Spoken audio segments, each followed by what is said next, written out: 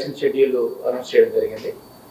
So మనకి announce చేసిన క్షణం నుంచే మనకి మోడల్ కోడ్ ఆఫ్ కండక్ట్ అనేది అమల్లోకి రావడం జరుగుతుంది. అందులో మనకి ఆంధ్రప్రదేశ్ సంబంధించి ఏదైతే మనకి ఎలక్షన్ షెడ్యూల్ ఉందో అందరు కూడా మీ అందరు కూడా తెలుసు. సో మనకి 18/4/2024 థర్స్డే అది ఆ రోజు మనకి నోటిఫికేషన్ ఇష్యూ చేయడం జరుగుతుంది. అంటే ఇక్కడ పార్లమెంట్కి అయితే పార్లమెంట్ ఆర్ఓ, అలాగే అసెంబ్లీ అయితే అసెంబ్లీలో అక్కడ ఆర్ఓ కూడా ఇక్కడ వాళ్ళ ఆఫీసులో రెస్పెక్టివ్ ఆఫీసెస్లో ఈ ఫామ్ 1లో పబ్లిష్ చేయడం జరుగుతుంది, పబ్లికేషన్ నోటీస్. దెన్ మనకి 13th May 2024 date of poll ఉంటుంది. అలాగే కౌంటింగ్ ఆఫ్ ఓట్స్ అనేది మనకి 4/6/2024 ఉండడం జరుగుతుంది.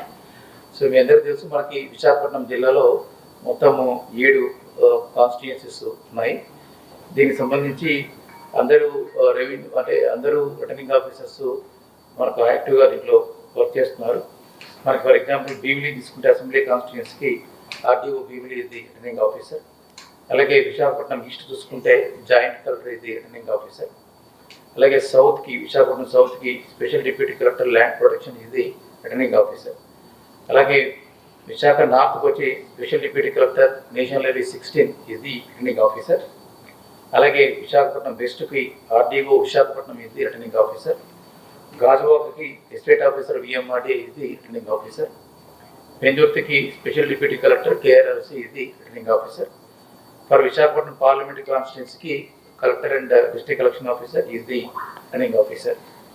సో వీళ్ళు ఎక్కడ కూర్చుంటారు ఏంటి అనేది కూడా టోటల్ డీటెయిల్స్ అని మీకు ఇంటిమేట్ జరుగుతుంది. అలాగే నామినేషన్ తాలూకా కొత్త డీటెయిల్స్ కూడా మీకు త్వరలో మీకు తెలియజేయడం జరుగుతుంది. ఆ టైమింగ్స్ అవన్నీ కూడా ఎందుకంటే మనకి ఇంకా టైం ఉంది కాబట్టి. బట్ సో మీన్ వైల్ మనకి తెలుసుకోవాల్సిన కొన్ని పాయింట్ ఏంటంటే మనకు టోటల్గా 19.71 lakhs ఓటర్స్ మనకు ఎన్రోల్ అయ్యారు విశాఖపట్నం జిల్లాలో. సో మనకి నోటిఫికేషన్ వచ్చిన అంటే షెడ్యూల్ రిలీజ్ అయిన నాటికంటే ఈ రోజు వరకు కూడా ఈ ఫామ్ 7 లేదా 8 ఏదైతే అప్లికేషన్స్ ఈ రోజు వరకు వచ్చి ఉంటాయో ఇవన్నీ కూడా టోటల్గా మనము ప్రాసెస్ చేయడం జరుగుతుంది. వేరేస్ అడిషన్స్ అంటే ఫామ్ 6 రూపంలో కొత్తగా ఓటు హక్కు కావాలి అని అప్లై చేసే అప్లికేషన్ మాత్రం మనకి లాస్ట్ డే ఆఫ్ విత్డ్రావల్కి 10 రోజుల ముందు వరకు. సో 10 రోజుల ముందు వరకు కూడా అంటే మనకి 29/4 అంటే ఆల్మోస్ట్ మనకి 28th వరకు ఏదైతే మనకు అప్లికేషన్స్ వస్తాయో అవన్నీ కూడా మనకి పరిగణలోకి తీసుకొని వాటిని ఎంక్వైరీ చేసి వాళ్ళందరికీ కూడా ఓటు హక్కు కల్పించడం జరుగుతుంది. దెన్ మనకి నెంబర్ ఆఫ్ పోలింగ్ స్టేషన్స్ అంటే ఆక్సిలరీ పోలింగ్ స్టేషన్తో కలిపి 1891 ఆక్సిలరీ పోలింగ్ స్టేషన్స్ మనకి జిల్లాలో ఉన్నాయి. Then model code of conduct అనేది మనకు వచ్చిన దరిమిల సో కొన్ని ఇంపార్టెంట్ సూచనలు ఎందుకు తెలియాలి కాబట్టి ఇమీడియట్గా మనకి వితిన్ 24 hours అన్ని గవర్నమెంట్ ప్రాపర్టీల మీద ఉన్న వాల్ పేపర్స్ లేదంటే writings, posters, cutouts, hoardings, banners ఏమన్నా అన్ని తొలగించడం జరుగుతుంది 24 hours. అలాగే అనాథరైజ్డ్ పొలిటికల్ అడ్వర్టైజ్మెంట్స్ అవి కూడా వాటిలో కూడా అంటే మనకి wall writings, posters, papers, cutouts, hoardings at public property కానీ public places like bus stand, railway station, railway bridges, roadways, అలాగే బస్సెస్, ఎలక్ట్రిక్ పోల్స్ కావచ్చు, అదర్ కార్పొరేషన్ స్పేసెస్లో కావచ్చు ఇవి కూడా 48 hours రిమూవ్ చేయడం జరుగుతుంది. సో దెన్ ప్రింట్ మీడియాలో కానీ ఎలక్ట్రానిక్ మీడియాలో కానీ వచ్చే మీకు అంటే ఏవి అడ్వర్టైజ్మెంట్ ఉన్నా కానీ అవన్నీ కూడా మనకి అప్ టు నామినేషన్ స్టార్ట్ అయిన వరకు కూడా పార్టీ ఖాతాలోకి ఎక్స్పెండిచర్ రికార్డ్ చేయడం జరుగుతుంది. ఒకసారి క్యాండిడేట్ నామినేషన్ చేసిన తర్వాత అప్పటి నుంచి ఆ వ్యక్తి తాలూకా ఏదైనా అడ్వర్టైజ్మెంట్ కానీ ఏదైనా ఆర్టికల్స్ కానీ వస్తే కూడా దీని ఆ ఖర్చు అంతా మనకు ఎక్స్పెండిచర్ కమిటీ ద్వారా ఆ పలానా వ్యక్తి మీ ఖాతాలో జమ చేయడం జరుగుతుంది. సో మీ అందరికీ తెలుసు మనకి పార్లమెంట్ ఎలక్షన్ సంబంధించి 95 లక్షలు లిమిట్ ఫిక్స్ చేయడం జరిగింది. అలాగే అసెంబ్లీకి క్యాండిడేట్కి సంబంధించి 40 లక్షలు లిమిట్ ఫిక్స్ చేయడం జరిగింది. అలాగే మనకి వితిన్ 72 hours ఇంతవరకు ఈ వర్కులు ఆల్రెడీ స్టార్ట్ అయినాయి, గ్రౌండ్ అయినాయి అనేది డేటా మేము ఎలక్షన్ కమిషన్ ఆఫ్ ఇండియాకి త్రూ సిఇఓ గారికి పంపించడం జరుగుతుంది. అలాగే ఫ్రెష్ వర్క్స్ ఏదైతే ఇంకా గ్రౌండ్ కాలేదో, ఏదైతే స్టార్ట్ కాలేదో ఆ లిస్ట్ కూడా మేము 72 అవర్స్లో మన సిఇఓ ఆఫీస్కి పంపించడానికి అన్ని ఏర్పాట్లు చేయడం జరుగుతూ ఉంది. అలాగే మనకి పబ్లిక్ ప్లేస్ అంటే ఇంక్లూడింగ్ గెస్ట్ హౌసెస్ కానీ ఇవన్నీ కూడా ఏ పొలిటికల్ యాక్టివిటీ కూడా వాడేదానికి లేదు.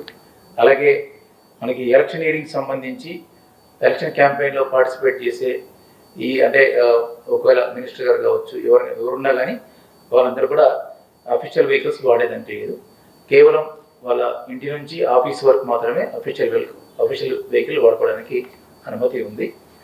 దెన్ మనకి ఫోటోగ్రాఫ్స్, వెబ్సైట్లలో ఉన్న ఫోటోగ్రాఫ్స్ స్టేట్ గవర్నమెంట్ తీయాల్సిన ఏదైతే ఫోటోగ్రాఫ్స్ వెబ్సైట్లలో ఉంటాయో అది స్టేట్ గవర్నమెంట్ వాళ్ళు తీయడం జరుగుతుంది.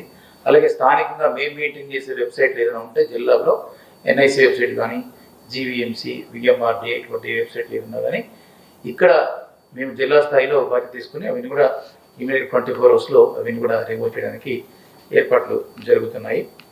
అలాగే మనకి మినిస్టర్స్తో కానీ పొలిటికల్ ఫంక్షన్స్తో కానీ ఇటువంటి వీడియో కాన్ఫరెన్స్ కానీ ఇటువంటివి కూడా జరగవు. అలాగే మీటింగ్లు లాంటివి కూడా రివ్యూలు కానీ ఇటువంటివి జరిగేదానికి ఆస్కారం లేదు. ఈ రోజు నుంచి code has come into place. So ముఖ్యంగా పొలిటికల్ పార్టీస్కి విజ్ఞప్తి ఏమంటే సువిధ అని ఒక యాప్ ఉంది. ఏముంది? Suvidha. It is election commission approved app. దాని ద్వారానే permissions for public meetings, permission for vehicles, permission for rallies అన్నీ కూడా దాని ద్వారానే పెట్టాలా.